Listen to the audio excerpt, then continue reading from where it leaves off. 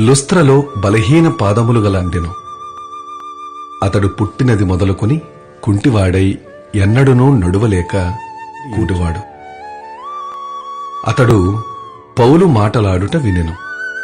పౌలు అతని వైపు తేరిచూచి స్వస్థత పొందుటకు అతనికి విశ్వాసముండెనని గ్రహించి, నీ పాదములు మోపి సరిగా నిలువుమని బిగ్గరగా చెప్పినప్పుడు అతడు గంతులు వేసి నడువసాగెను.